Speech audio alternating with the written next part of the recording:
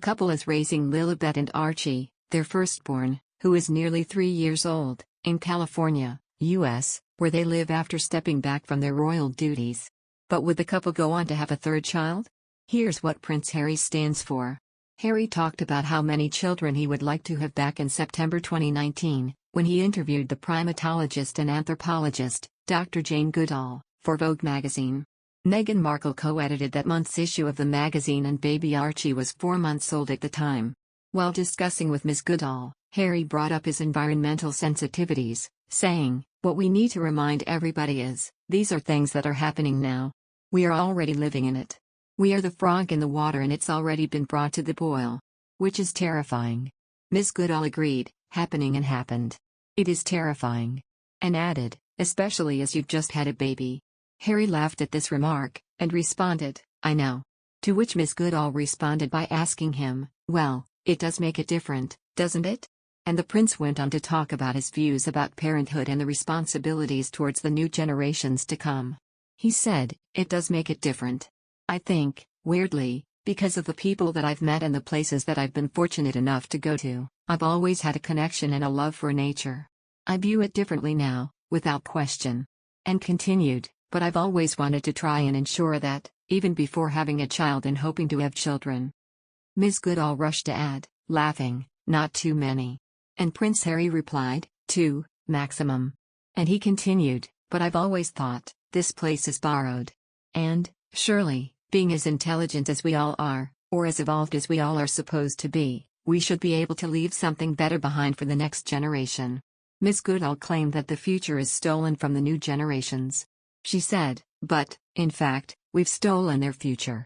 Not all of it. But we've got to try and pay a little of it back. And get together to try and heal some of the harm, and at least slow down climate change."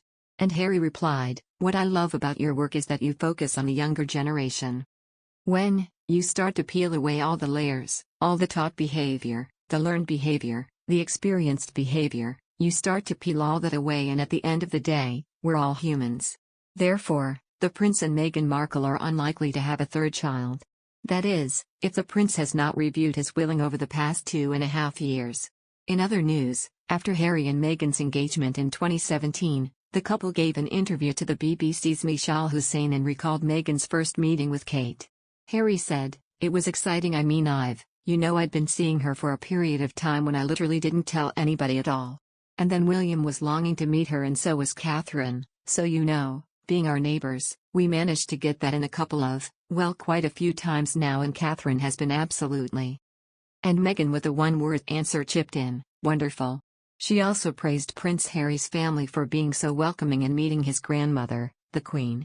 Meghan said, "I think, to be able to meet her through his lens, not just with his honor and respect for her as the monarch, but the love that he has for her as his grandmother, all of those layers have been so important for me, so that when I met her I had such a deep understanding and of course incredible respect for being able to have that time with her. And we've had she's an incredible woman."